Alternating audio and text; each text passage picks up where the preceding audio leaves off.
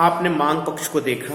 अब हम बात करते हैं श्रम के पूर्ति पक्ष की। तो ध्यान दीजिए, पूर्ति पक्ष के बारे में यह है कि पूर्ति जैसे जैसे मजदूरी दर बढ़ती जाएगी, जैसे जैसे वेज रेट बढ़ती जाएगी, वैसे वैसे श्रमिकों की आपूर्ति बढ़ती जाएगी।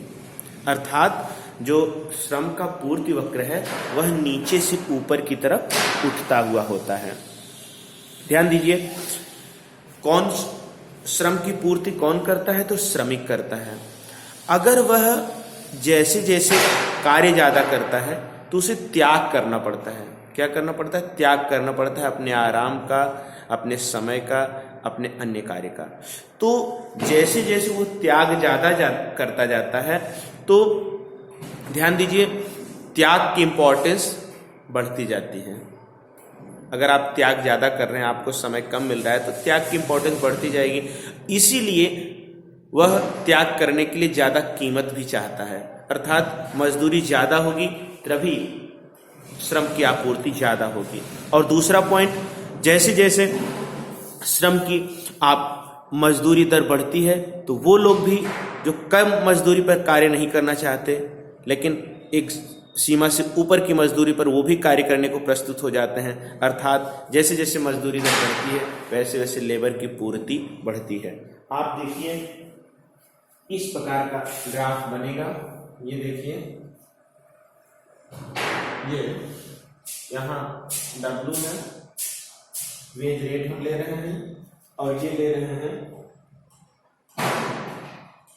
श्रमिक की पूर्ति।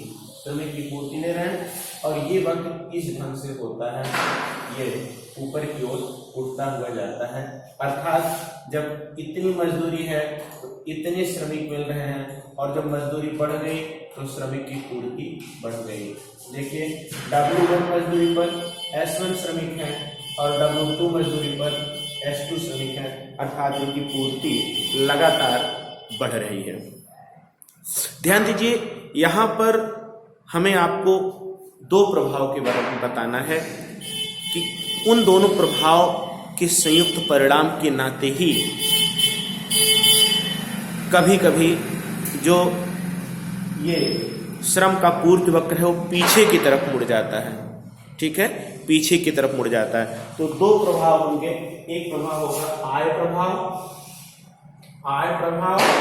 और एक प्रभाव होगा प्रतिस्थापन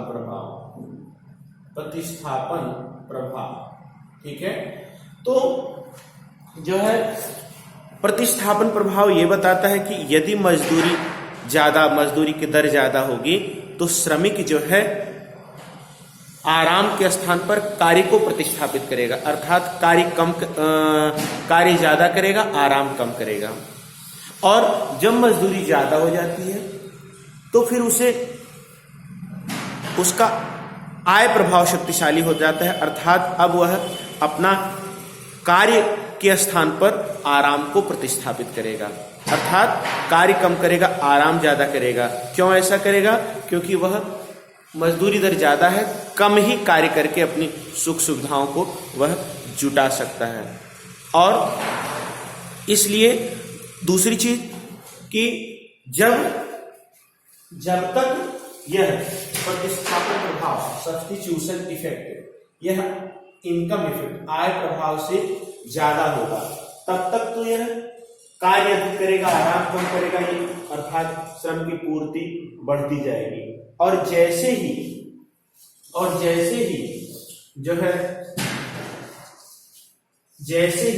यह एक मजदूरी सीमा के ऊपर आय प्रभाव ज्यादा शक्तिशाली हो जाएगा, तो वह अगर इनकम इफेक्ट ज्यादा शक्तिशाली हो जाएगा सब्स्टिट्यूशन इफेक्ट से, तो फिर वह कार्य कम करेगा और आराम प्राथमिकता देगा, और इस प्रकार ये यहां से जाके पीछे की ओर मुड़ जाएगा।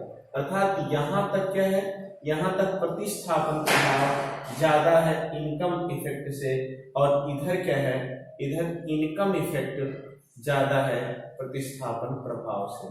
ठीक है, तो ये हो गई आपका जो है श्रमिक का पूर्ति वक्र।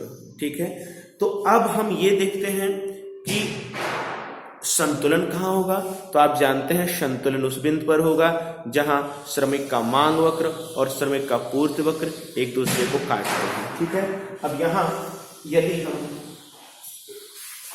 श्रमिक के पूर्ति वक्र को भी यहाँ पर रख दें, पूर्ति वक्र को भी यहाँ पर रख दें, यस ये पूर्ति वक्र है और यहाँ पर अगर मांग वक्र है जो आपने देखा था नीचे गिरता हुआ होता है,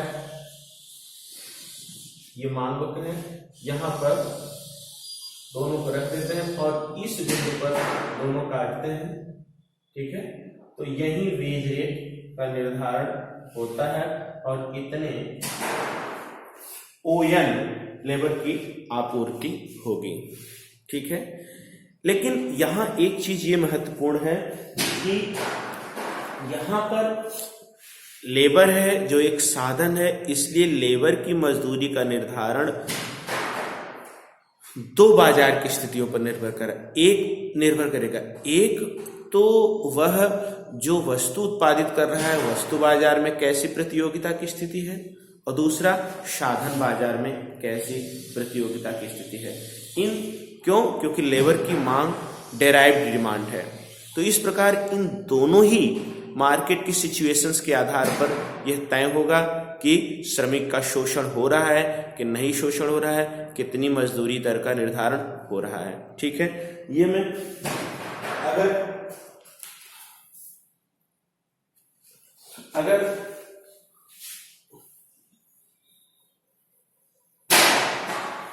अगर वस्तु बाजार और साधन बाजार दोनों में पूर्ण प्रतियोगिता की स्थिति हो,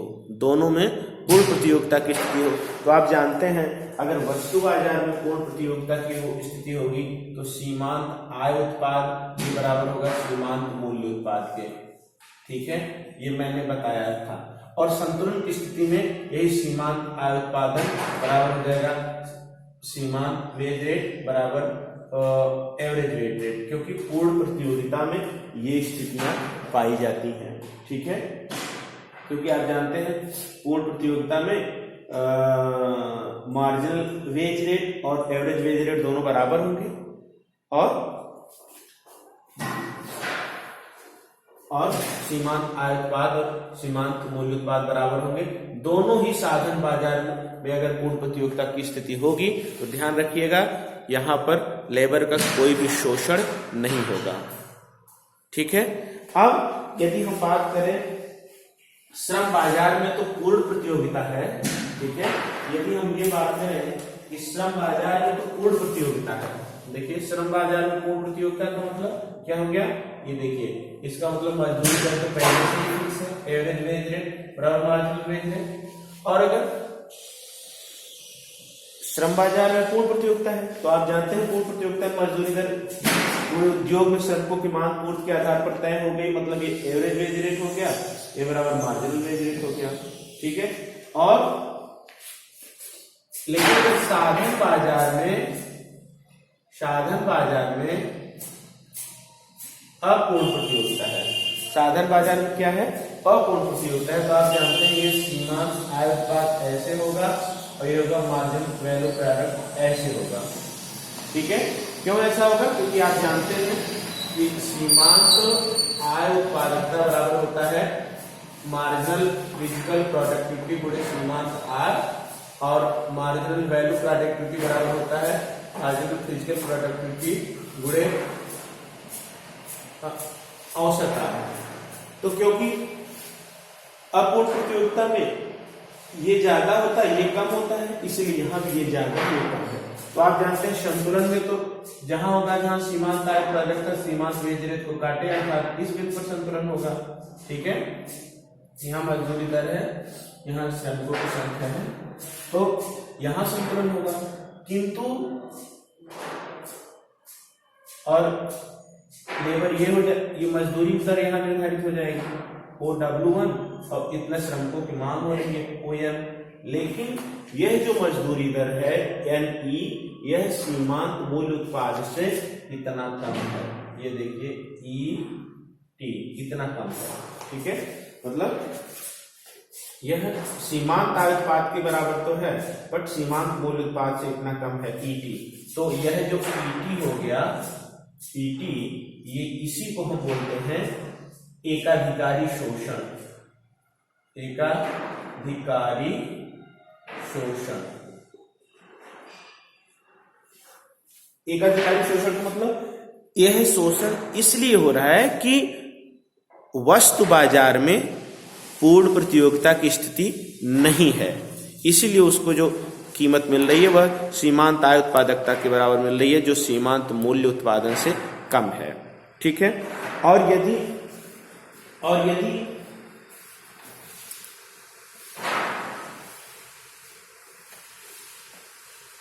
मान लीजिए दोनों ही बाजारों में, अर्थात दोनों ही बाजारों में, वस्तु बाजार और साधन बाजार, दोनों ही बाजारों में अगर अपूर्ण प्रतियोगिता की स्थिति हो तब क्या होगा? तब आप ये देख सकते हैं, यहां देखिए लेवल है, तब तो आप देखिए ये सीमांत मजदूरी ज्यादा तेजी से हुई, एवरेज मजदूरी कम तेजी से हुई। ये है एवरेज वेज रेट, ये है सीमांत वेज रेट। ठीक है।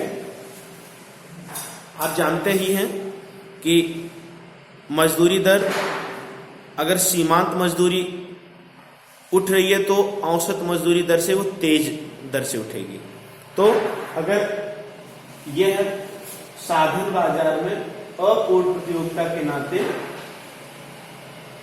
ये स्थितियां हैं, और श्रम बाजार और वस्तु बाजार में भी अगर अपूर्ण प्रतियोगिता है तो इसकी स्थिति क्या होगा?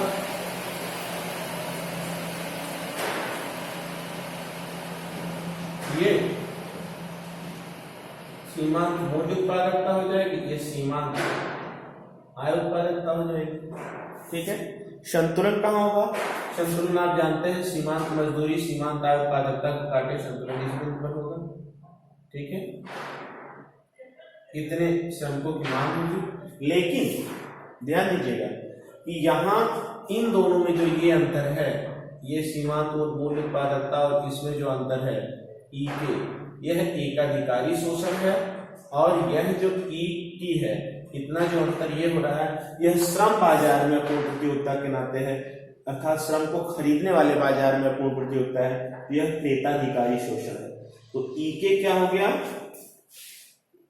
ई के हो गया एकाधिकारी शोषण, और ई टी हो गया क्रेताधिकारी शोषण। निष्कर्ष रूप में हम यह कह सकते हैं कि अगर वस्तु बाजार और साधन बाजार दोनों में परफेक्ट कंपटीशन होगा तो श्रमिक का कोई शोषण नहीं होगा, और अगर किसी एक बाजार में अपूर्ण प्रतियोगिता होगी तो शोषण होगा, और दोनों में अपूर्ण प्रतियोगिता होगी तो शोषण और होगा। और आधुनिक सिद्धांत ये कहता है कि कीमत वहां निर्धारित होगी जहां पर श्रम की मांग और श्रम की पूर्ति बराबर हो, और सीमांत मजदूरी सीमांत आय उत्पादकता के बराबर हो। Okay, thank you.